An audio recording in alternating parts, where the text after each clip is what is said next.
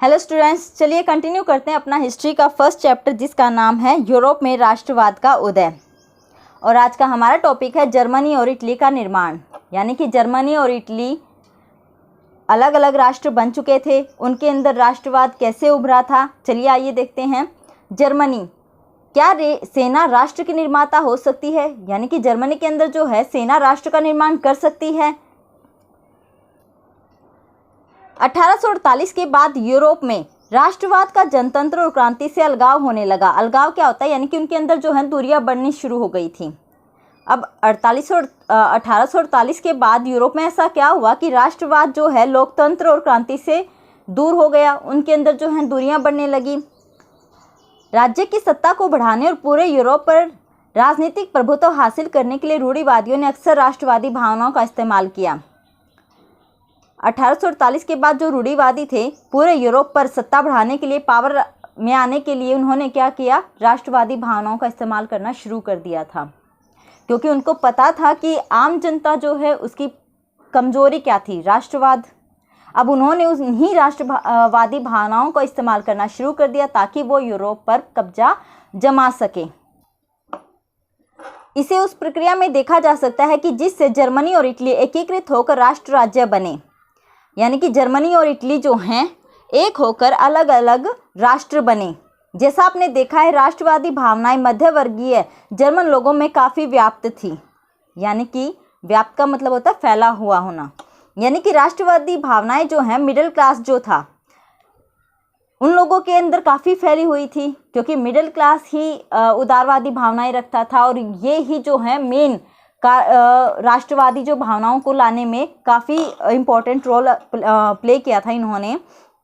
और मध्य वर्ग था, उन्होंने 1848 में जर्मन महासंघ के विभिन्न इलाकों को जोड़कर एक निर्वाचित संसद द्वारा शासित राष्ट्र राज्य बनाने का प्रयास किया था।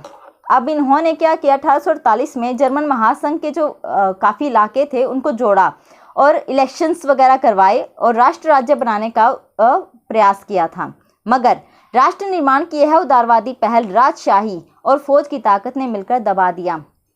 अब जो ये मध्य वर्ग वाले थे वो तो अलग राष्ट्र निर्माण चाहते थे, लेकिन जो राजा थे, निरंकुश राजा थे या फौज थे, उन्होंने मिलकर क्या कर दिया? इस पहल को, इस प्रोसेस को दबा दिया। उनका प्रशा के बड़े भूस्वामियों ने भी समर्थन किया। जो प्रशा था जगह का नाम है, उसके जो बड़े बड़े भूस्वामी थे, अब उन्होंने जो है उसका समर्थन किया। उसके पश्चात प्रशा ने राष्ट्रीय एकीकरण के आंदोलन का नेतृत्व संभाल लिया। अब जो है राष्ट्र को एक करने में, अलग राष्ट्र बनाने के आंदोलन का नेतृत्व किसने किया? प्रशा ने। उसका प्रमुख मंत्री किसका? प्रशा का जो सीएम था, मुख्यमंत्री था, ओटो वान बिस्मार्क इस प्रक्रिया का जनक था। किस प्रक्रिया का जनक था? कि राष्ट्र को एकीकृत करने में, जिसने प्रशा की सेना और नौकरशाही की मदद ली। 7 वर्ष तक संघर्ष चला। ऑस्ट्रिया, डेनमार्क और फ्रांस से 3 युद्धों में प्रशा को जीत हुई और एकीकरण की प्रक्रिया पूरी हुई। यानी कि 7 साल के अंदर जो है 3 युद्ध हुए, ऑस्ट्रिया से, डेनमार्क से और फ्रांस से, जिससे प्रशा को जीत हासिल हुई थी और एकीकरण की प्रक्रिया हुई। और जनवरी 1871 में वर्साय में हुए एक समारोह में प्रशा के राजा विलियम प्रथम को जर्मनी का सम्राट घोषित किया गया। यानी कि जर्मनी जो है अब एक इंडिपेंडेंट नेशन बन चुका था और उसका जो सम्राट था किसे घोषित किया गया? राजा विलियम प्रथम को।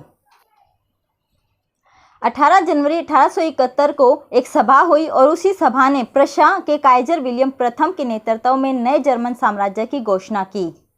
अब जो किसको हेड बनाया गया था? काइजर विलियम प्रथम को।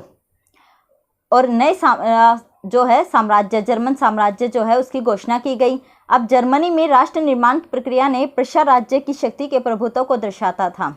नए राज्य ने जर्मनी की मुद्रा, बैंकिंग और कानूनी तथा न्यायिक व्यवस्थाओं के आधुनिकीकरण पर काफ़ी जोर दिया। जो नया जर्मनी राष्ट्र बना था उन्होंने क्या किया? मुद्रा, करेंसी से रिलेटेड, बैंकिंग से रिलेटेड लॉ, कानून था। जो पुरानी पॉलिसी थी उनको छोड़कर मॉडर्नाइजेशन यानी आधुनिकीकरण पर काफ़ी जोर दिया। और प्रशा द्वारा उठाए गए कदम और उसकी कार्यवाहियाँ जो हैं जर्मनी के लिए एक मॉडल का रूप लिया। ब्रीफ में कहें तो जर्मनी ने काफ़ी संघर्ष के बाद काफ़ी लड़ाइयाँ लड़ी। उस संघर्ष से जो है जर्मनी एक राष्ट्र, अलग राष्ट्र का निर्माण हुआ, एक इंडिपेंडेंट नेशन बन गया। अब जर्मनी तो अलग राष्ट्र बन चुका था। अब नेक्स्ट आता है इटली, कि इटली का एकीकरण कैसे हुआ, इटली जर्मनी की तरह अलग राष्ट्र कैसे बना। जर्मनी की तरह इटली में भी राजनीतिक विखंडन का एक लंबा इतिहास था, यानी कि जो है जर्मनी की तरह इटली ने भी काफ़ी संघर्ष किया, एक लंबा इतिहास रचा एक अलग नेशन, स्वतंत्र राष्ट्र बनने में। 19वीं सदी के मध्य में इटली 7 राज्यों में बटा हुआ था और अलग अलग एरियाज पर अलग अलग शासकों का राज चलता था, जिसमें जो है एक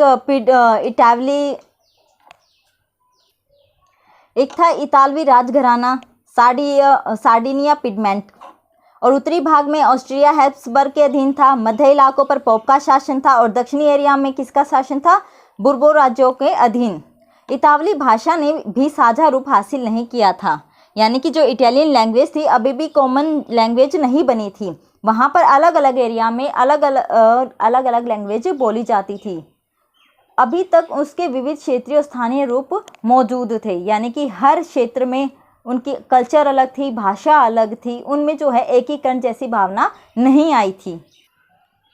1830 के दशक में जूसेप्पे मैत्सिनी ने एकीकृत इतालवी गणराज्य के लिए एक सुविचारित कार्यक्रम प्रस्तुत करने की कोशिश की थी, यानी कि 1830 में जो है जूसेप्पे मैत्सिनी ने इटली को एकीकरण यूनिफिकेशन लाने के लिए एक प्रोग्राम बनाया।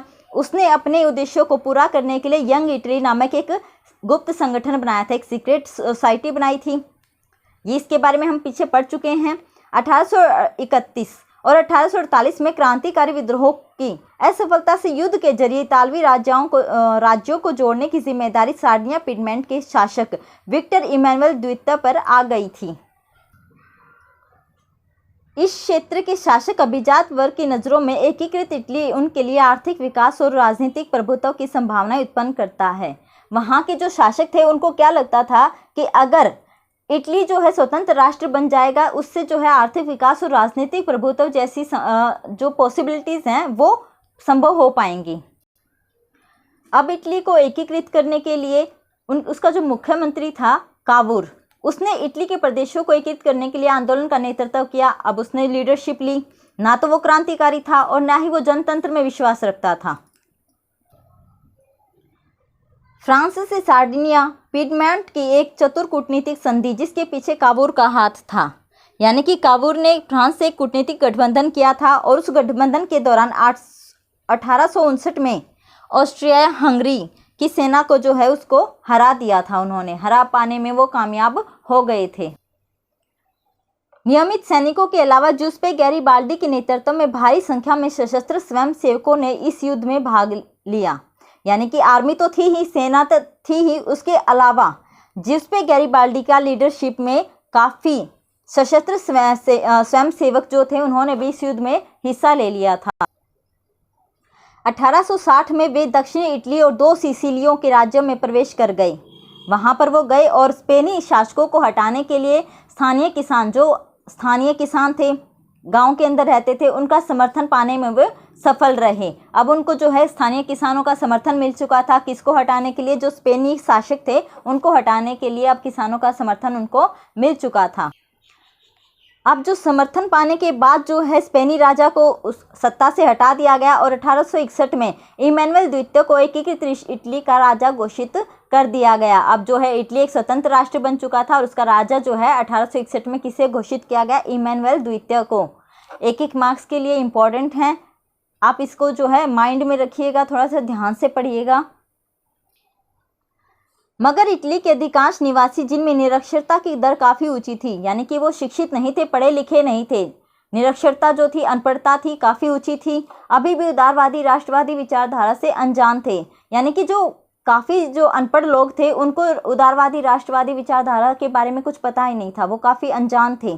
जिन किसानों ने गैरिबाल्डी का समर्थन किया था और स्पेनी राजा को हटाया, लेकिन उनको जो है उदारवादी राष्ट्रवादी भावनाओं के बारे में पता ही नहीं था।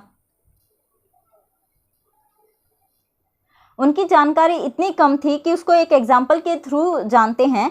दक्षिण इटली में जिन आम किसानों ने गैरिबाल्डी को समर्थन दिया था, उन्होंने इटालिया के बारे में कभी सुना ही नहीं था। वो मानते थे कि ला टालिया जो है विक्टर इमैनुअल की पत्नी थी।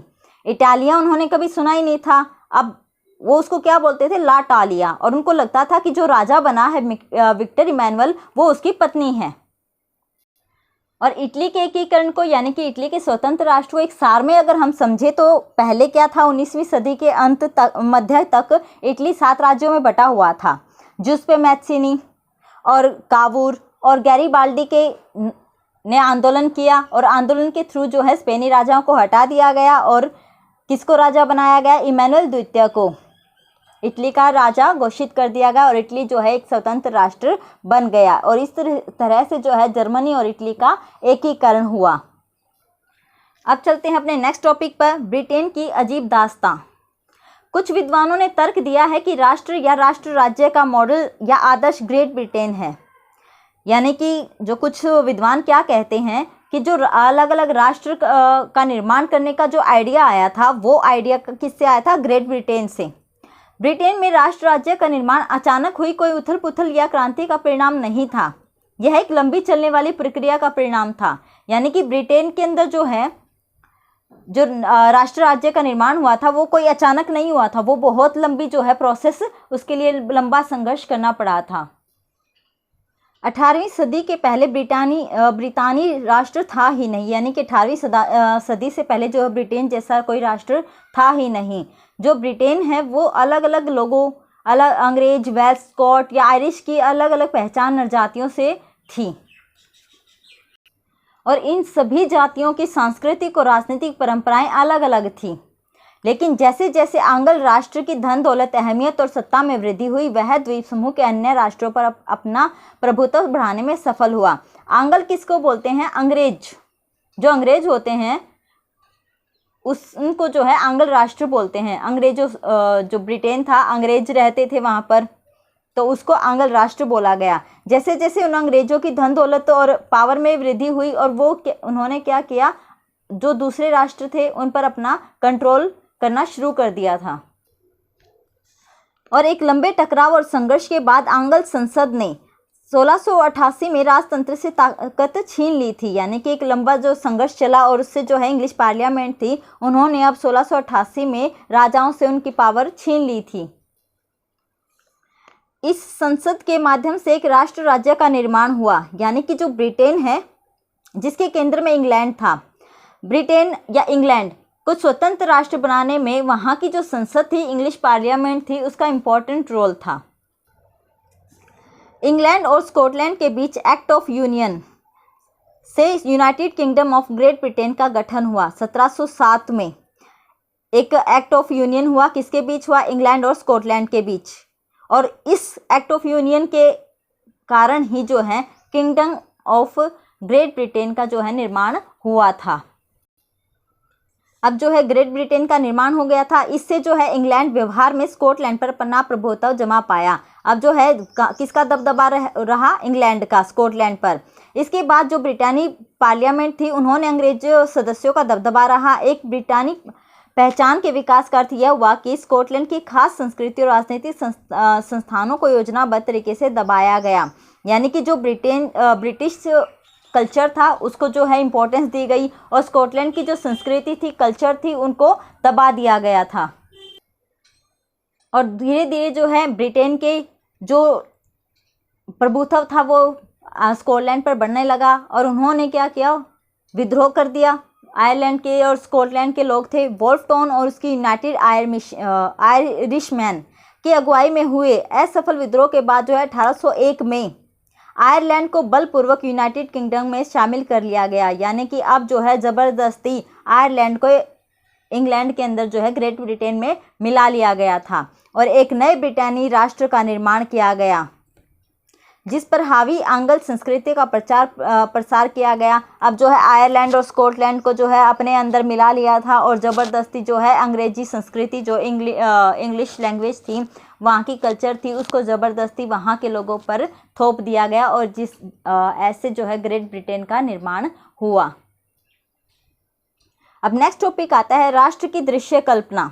यानी कि दृश्य क्या होता है जिसको हम देख सकते हैं, उसको कैसे इमेजिनेशन करें कि कैसे कल्पना करें कि राष्ट्र कैसा होगा। किसी शासक को एक चित्र या मूर्ति के रूप में अभिव्यक्त करना आसान है, यानी कि किसी राजा की मूर्ति बनाना, के चित्र बनाना वो बहुत आसान है, लेकिन एक राष्ट्र को चेहरा कैसे दिया जा सकता है।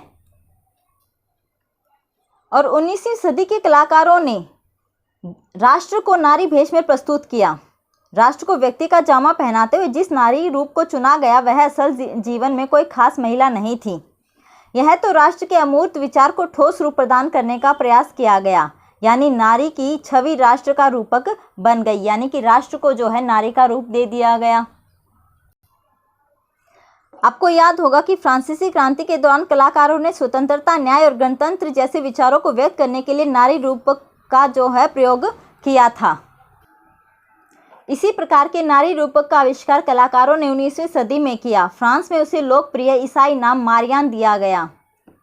इस पर भी जो है क्वेश्चन पूछ लेते हैं मारियान पर कि जो फ्रांस है उसमें नारी रूप को क्या नाम दिया गया था, तो मारियान नाम दिया गया था, जिसने जन राष्ट्र के विचार को रेखांकित किया। उसके चिन्ह भी स्वतंत्रता और गणतंत्र के थे, लाल टोपी, तिरंगा और कलगी।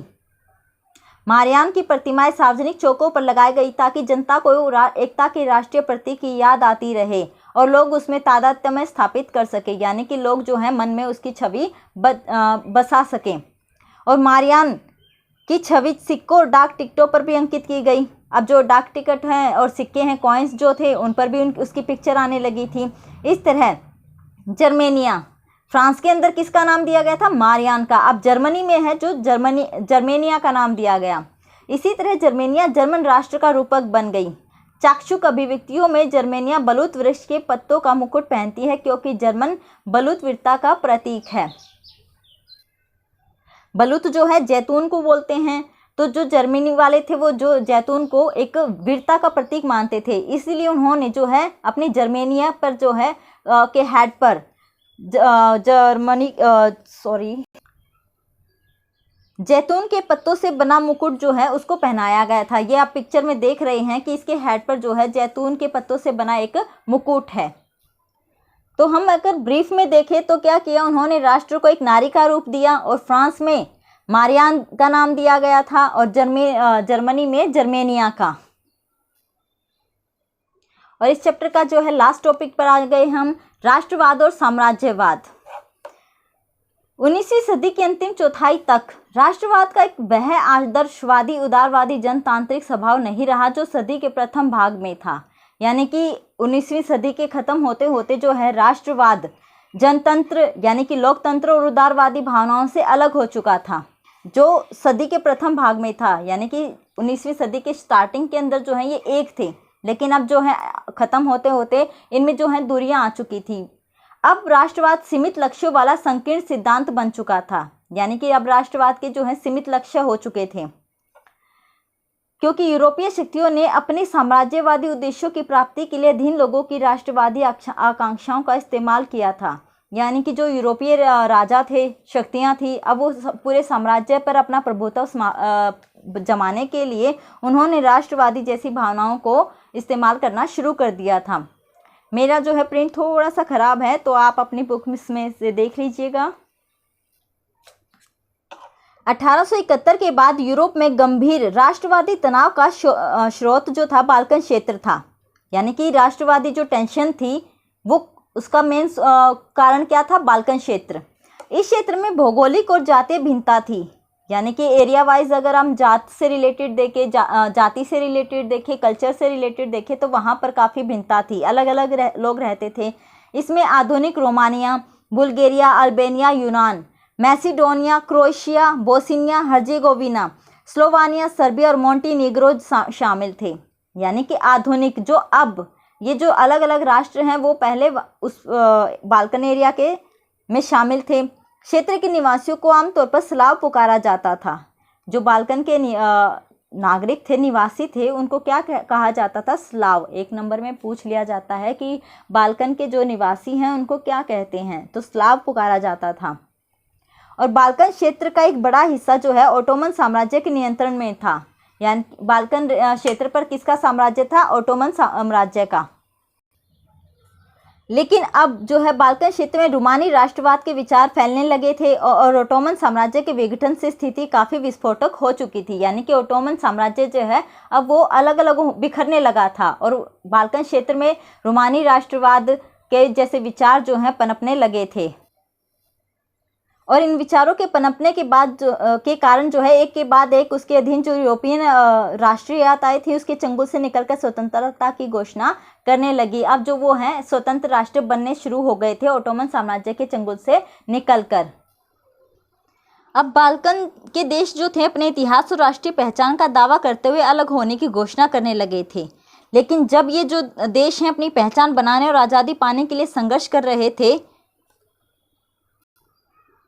उसी दौरान यूरोपीय शक्तियों के बीच व्यापार उपनिवेशों के साथ नौसैनिक और सैन्य ताकत के लिए गहरी प्रतिस्पर्धा थी। प्रतिस्पर्धा जो है कंपटीशन को बोलते हैं। जिस तरह बाल्कन समस्या आगे बढ़ी उससे हर प्रतिस्पर्धाएं खुलकर सामने आई। रूस, जर्मनी, इंग्लैंड, ऑस्ट्रो हंगरी की हर ताकत बाल्कन पर अन्य शक्तियों की पकड़ को कमज़ोर करके क्षेत्र में अपने प्रभाव को बढ़ाना चाहती थी। यानी कि ये अलग अलग देश जो हैं एक दूसरे की शक्ति को कम करके अपना प्रभाव जो है बाल्कन एरिया पर बढ़ाना चाहते थे। और इससे जो है इस इलाके में कई युद्ध हुए और आखिर में हुआ प्रथम विश्व युद्ध यानी कि फर्स्ट वर्ल्ड वॉर हुआ। लेकिन इसी बीच विश्व के अनेक देशों ने जिनका 19वीं सदी में यूरोपीय शक्तियों ने औपनिवेशीकरण किया था साम्राज्यवादी प्रभुत्व का विरोध करने लगे थे। औपनिवेशीकरण यानी उपनिवेश क्या होता है? जब कोई देश दूसरे देश पर कब्जा कर लेता है, उस पर अपना साम्राज्य घोषित कर देता है तो वो उपनिवेश कहलाता है। जैसे अंग्रेजों ने भारत पर कब्जा किया था, भारत को गुलाम बना लिया था, तो भारत जो है अंग्रेजों का जो है ब्रिटेन का उपनिवेश कहलाया था। अब जो है अलग अलग देशों ने अलग अलग जो उपनिवेश बने हुए थे जिसके भी उनके खिलाफ जो है विद्रोह करना शुरू कर दिया था, विरोध करना शुरू कर दिया था। और अलग अलग उपनिवेशों के लोगों ने राष्ट्रवाद की अपनी नई परिभाषा बनाई और इस तरह से जो है राष्ट्र का जो आइडिया था एक विश्वव्यापी आइडिया बन गया। और इस तरह से जो है अलग अलग नेशंस बने, अलग अलग राष्ट्र बने। राजाओं को जो है जो राजशाही थी उसको ख़त्म कर दिया गया और इसी के साथ जो है आपका ये चैप्टर ख़त्म हो जाता है यूरोप में राष्ट्रवाद का उदय। आई होप आप लोगों को समझ आ गया होगा। अगर आपको समझ नहीं आता है तो आप दोबारा इस वीडियो को इन वीडियोस को देख सकते हैं। Thank you everyone. Next classes को लाइक कीजिए, शेयर कीजिए और सब्सक्राइब कीजिए। Thanks for watching.